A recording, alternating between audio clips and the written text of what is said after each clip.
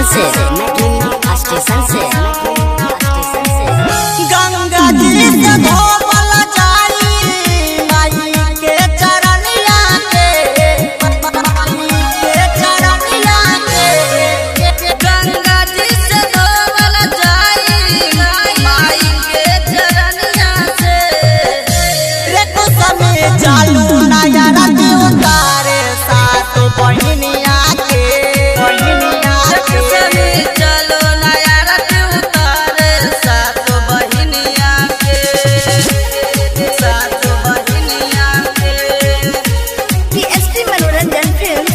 विठान बाजार समस्तीपुर विठान बाजार समस्तीपुर विठान बाजार समस्तीपुर विठान बाजार समस्तीपुर।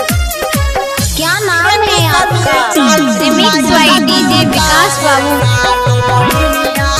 रे कुसमे चालू नया रात उतारे सात बहिनिया के डीजे मैया के गाना बजा के करल जाई सदांस रे करल जाई सदांस रे डीजे मैया के गाना बजा के करल जाई सदांस रे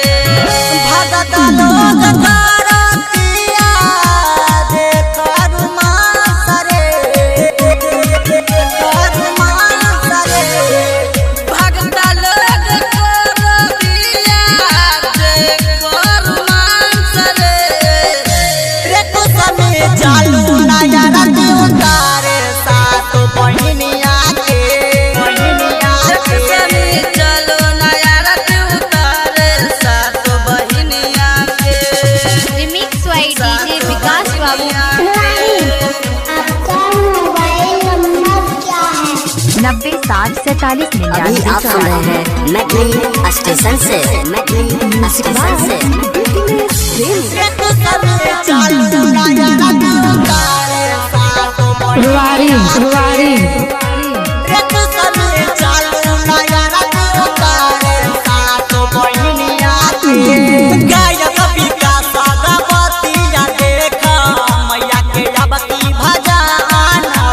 मैया के अबकी भजन हो गायक राजू गावतिया मैया के देखो भजन हो राइटर विकसवा देख कोइले गुणगान हो कोइले गुणगान हो